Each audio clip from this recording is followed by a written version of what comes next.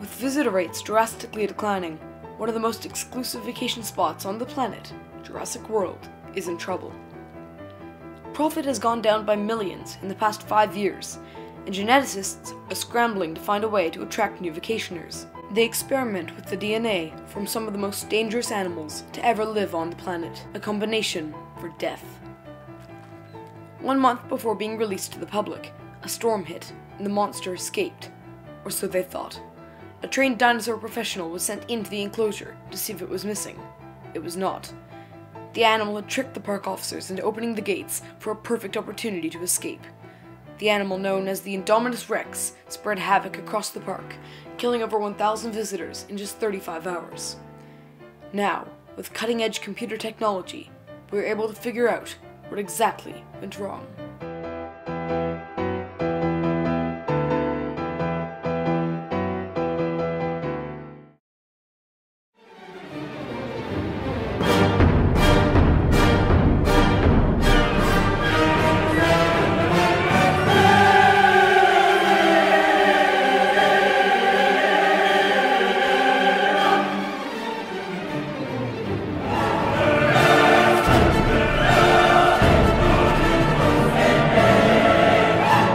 Costa Rica, Isla Nublar, site of World Classification Resort, Jurassic World.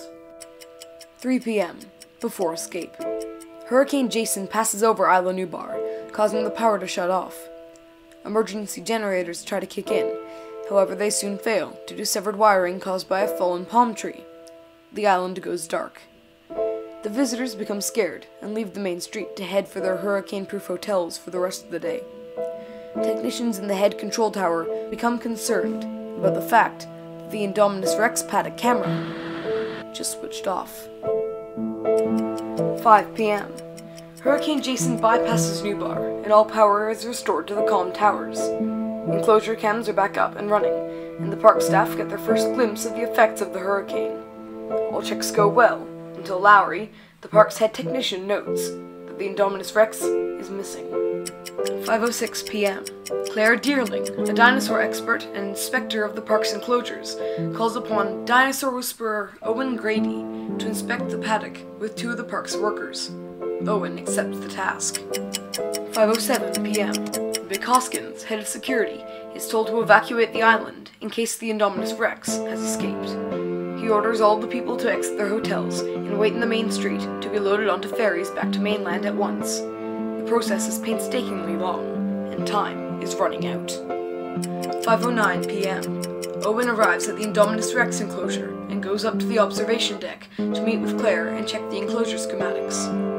Owen and Jonas, a worker at Jurassic World, inspect the area to see if they can find the Indominus Rex.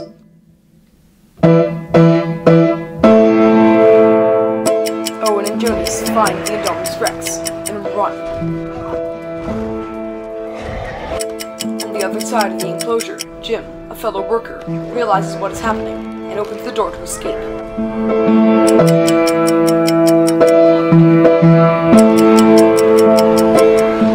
Owen continues to run from the Rex and slides through the closing door. Workers scramble around him after he escapes and quickly dives under a pickup truck. The Rex gets lodged in the closing door, but quickly breaks free. After the Indominus Rex escapes, he goes on a rampage, destroying park buildings and killing people along with dinosaurs just for sport. She breaks into the park's aviary, releasing the Pterosaurs to kill people, and also releases the Mosasaur to destroy all ferries and ways off the island. The Rex was ultimately defeated by the Tyrannosaurus at the park, the apex predator of the actual dinosaurs, who had been living on the island since the Nublar incident of 1993.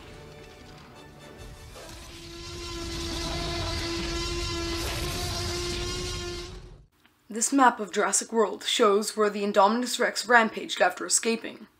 As you can see on this map, it first hit Gyrosphere Valley.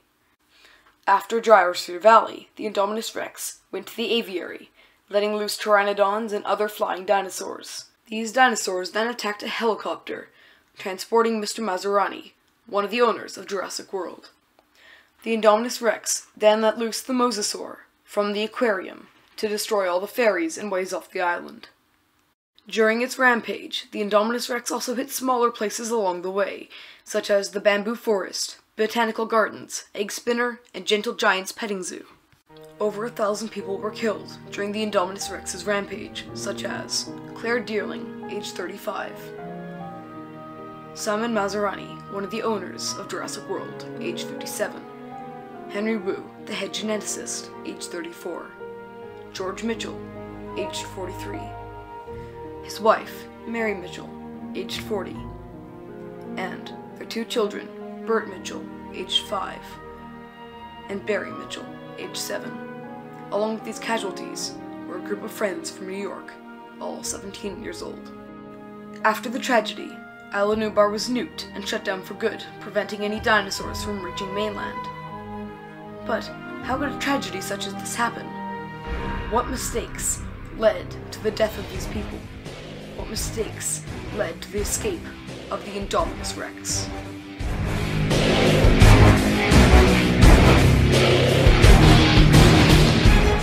Next time on Seconds from Disaster, we unravel the human error and mechanical mistakes that led to the Indominus Rex's escape and its rampage, which killed over 1,000 people.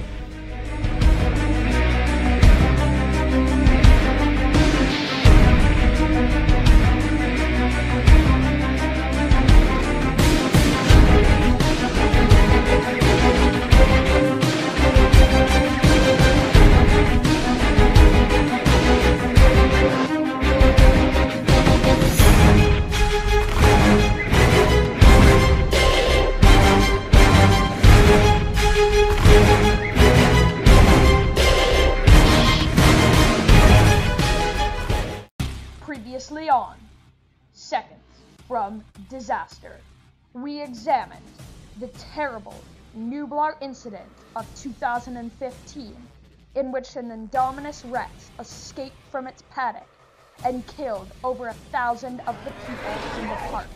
I have an asset out of containment.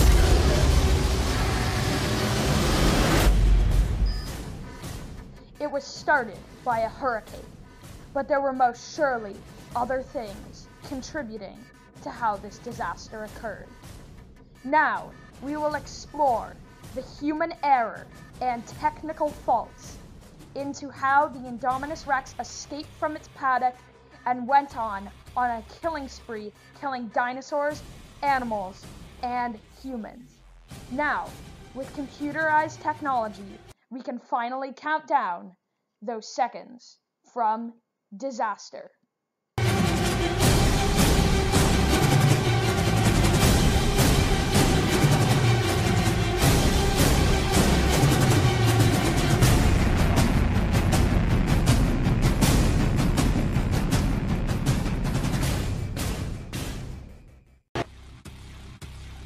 The most obvious cause for the disaster is the Indominus Rex itself, and many people are questioning why Jurassic World would make such a terrible beast that the Indominus Rex was.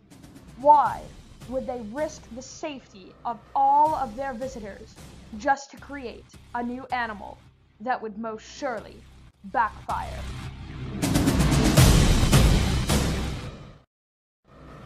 Went and made a new dinosaur? Probably not a good idea. When you create an animal for your own amusement, it doesn't go well for the humans.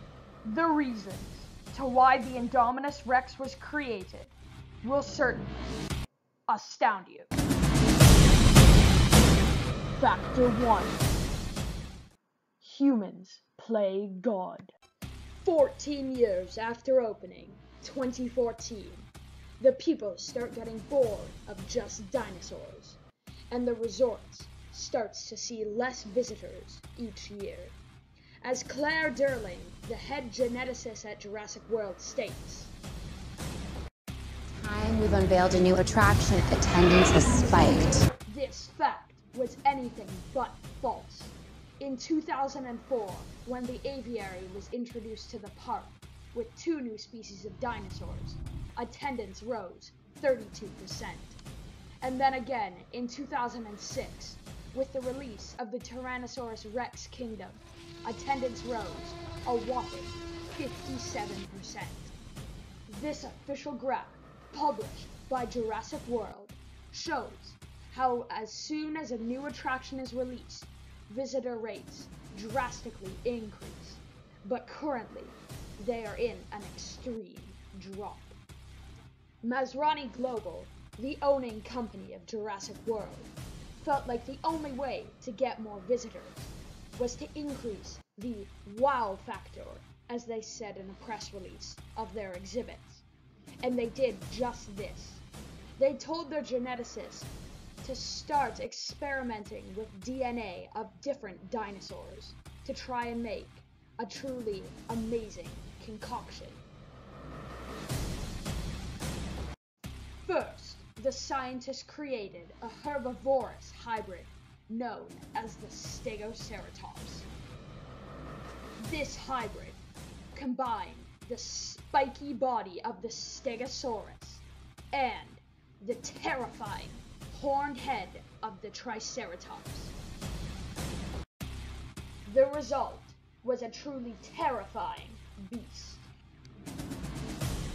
However, as Claire Durling stated, As you know, consumers want everything bigger. because of this, consumers responded negatively to the Stegoceratops creation, saying that it was nothing new and it was not scary enough. The scientists took it to the next level by mixing some of the most smart, dangerous, and scary dinosaurs ever to walk the planet, by mixing the DNA from 20 different species, including Carnotaurus aegypticus, Tyrannosaurus rex, Velociraptor utaris, Giganotosaurus aegypticus, Rugops aegypticus, and even the cuttlefish. It may sound cute, but this beast can change its shape and color to blend into its surroundings. This property would be used to allow the animal to blend in to any environment.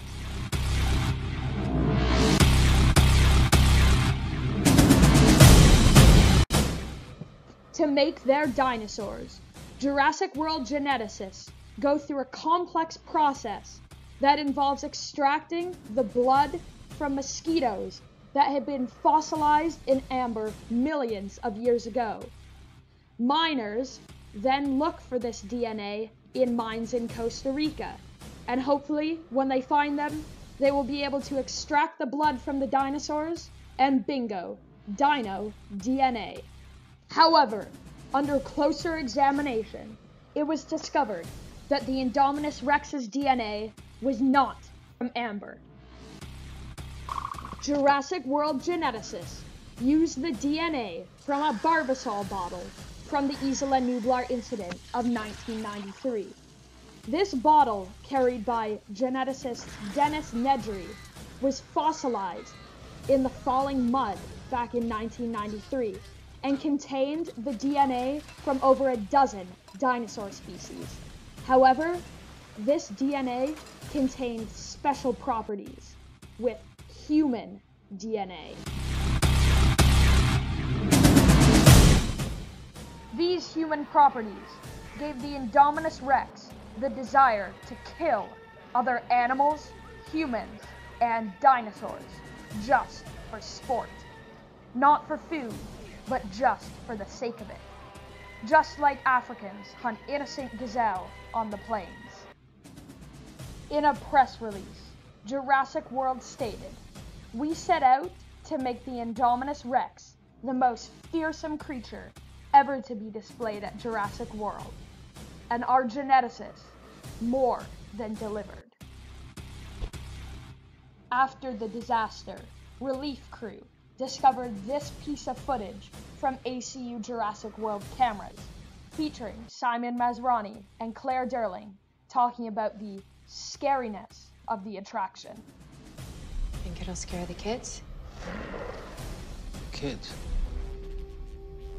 This will give appearance nightmares. Is that good?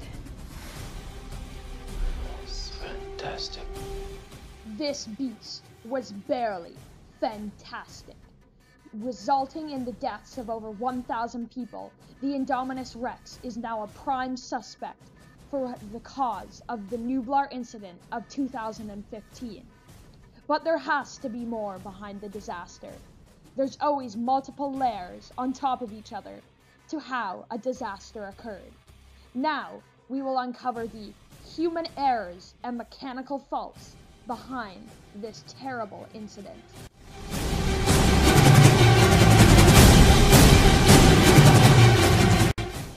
Factor 2. Human error. Although the Indominus Rex was a true beast, Isla Nublar was more than able to handle it. Something must have went wrong in the process of containing the Indominus Rex. The immediate attention is brought upon the Indominus Rex's enclosure. Was it not strong enough to withstand the force of the Rex charging at it? Did Masrani Global underestimate the strength of the Indominus Rex and not make their paddock walls strong enough to keep the Indominus Rex contained? It was discovered after closer examination that the paddock walls should have been able to contain the Indominus Rex. The Indominus Rex could apply a force of 3.7 million newtons, while the wall could contain a force of 5 million newtons, meaning it should have been more than enough to stop the Indominus Rex. However, there is another factor that needs to be taken into consideration when measuring the paddock's strength. Hurricane Jason had hit Isla Nublar earlier that day, which could have decreased the strength of the walls. Many rocks have been known to crumble under the pressure of water. This phenomenon is known as erosion. Could the engineers at Jurassic World have not taken into consideration the rain and made paddocks that could not withstand the water's force? After closer examination, it was discovered that the rock used to make the Indominus Rex's enclosure was that of the rock that lines old New York streets, known as Breyer's cement. We put this stone to test in an experiment conducted by our scientists here at Seconds from Disaster.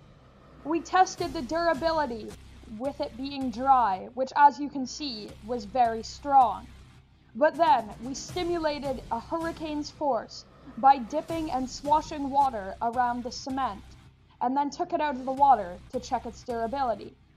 We found that just by rubbing the stone would cause much of it to erode away, and if you applied little force to it, it would crumble under the pressure.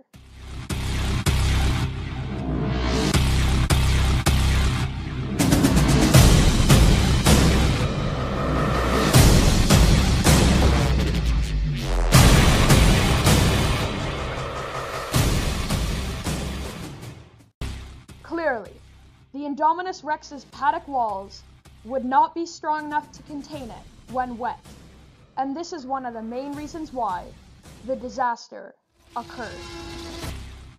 Even after the Indominus Rex escaped, Asset Containment Unit should have surely been able to capture it, so no more lives would have been taken. The Asset Containment Unit, led by Vic Hoskins, is responsible for the safety of all visitors on Isla Nublar. Why were they unable to stop the Indominus Rex from terrorizing the entire island? After analyzing their hunting techniques, our specialists here at Seconds from Disaster have been able to conclude that they did not go at the Rex with enough force to stop it. They went after it with nets and small machine guns, when to take down the beast, they would need something of equal strength. The M420 machine gun, used by ACU to try and capture and kill the Indominus Rex, was hardly meant for that mission. It's used by soldiers in Afghanistan to kill terrorists who are human, not humongous dinosaurs. Net guns were also not meant for this mission. Their sole purpose is to cover the entire body of an animal to prevent it from continue moving. If the net could not cover the entire body of an animal, it has no purpose whatsoever. And clearly, a net this size could not cover the entire Indominus Rex. Nets are used to capture birds and small animals like dogs, not humongous creatures. It was eventually Owen Grady's raptors that brought down the Indominus Rex with the help of the Tyrannosaurus. If Asset Containment Unit went after the Rex with this strength at first, the disaster would have been confined to only one casualty. As Sun Tzu states in his ancient piece of literature, The Art of War, know your enemies, know yourself, and in 100 battles, you will never be in peril. Clearly, the ACU workers did not know themselves and did not go at the Indominus Rex with all that they had. Also, they did not know the full capabilities of the Indominus Rex and were not able to go at it with the proper battle equipment.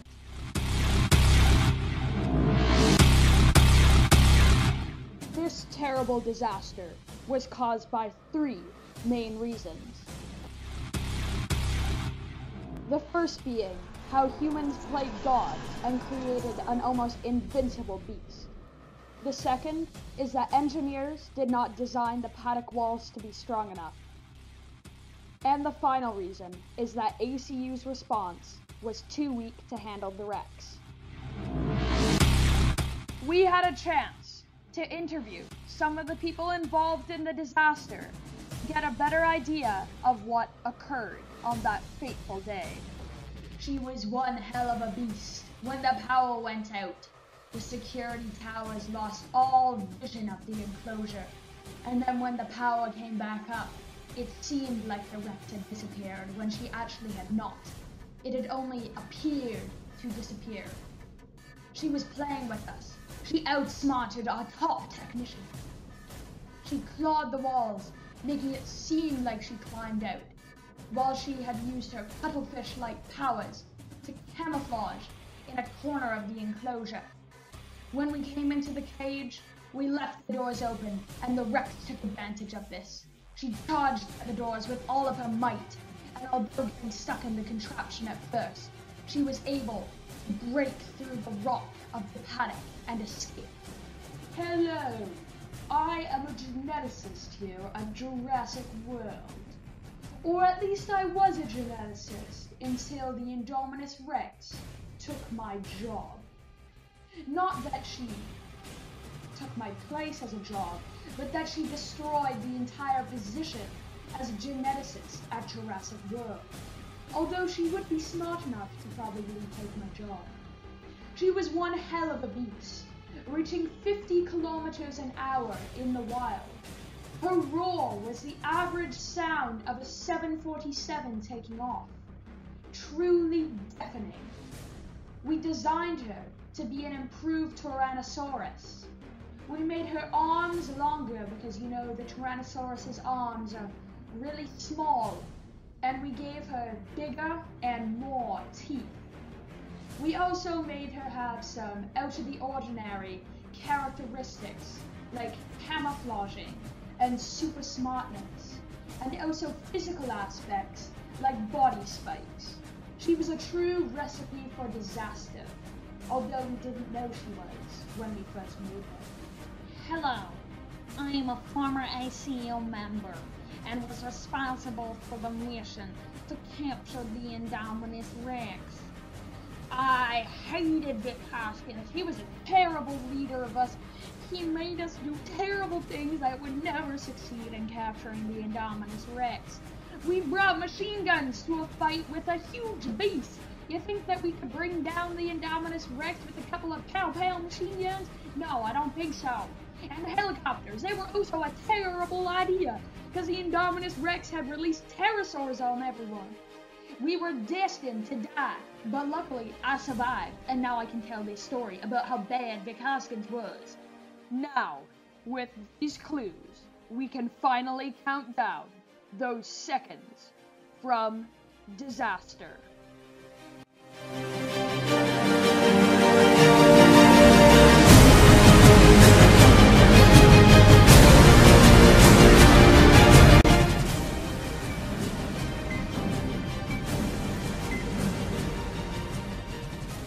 Hours, 30 minutes to disaster. The Indominus Rex lurked around its enclosure, trying to find a hiding place to make it seem like it has escaped. 3 hours, 15 minutes to disaster. Hurricane Jason passes over Isla Nublar, causing the power to go dark. Also, the rain wears away at the Indominus Rex's enclosure, causing it to become weak, unable for the Indominus Rex to charge at it and escape. 3 hours to disaster. The Indominus Rex scratches its paddock walls, making it look like it's climbed over them, and then finally nestles into its hiding place. 30 seconds to disaster. The Indominus Rex emerges from its hiding place, facing Owen Grady and his fellow worker. On the other side of the paddock, Jim tries to open the doors, making it optimal for the Indominus Rex to escape. From the control room, Masrani, Lowry, and Vizian try and shut the doors, but they won't shut fast enough. Owen and the Indominus approach the doors as they close farther and farther, but they won't close fast enough. The Rex gets trapped in the doors, and because of the weakened stone, it's easy to escape. As a result of the disaster, the NBTPA, or National Biological Theme Park Association, puts a ban on creating or genetically modifying any dinosaurs or prehistoric animals. Because of this, many theme parks go out of business and they start seeing less customers, because they do not want to risk their lives on stupid attractions.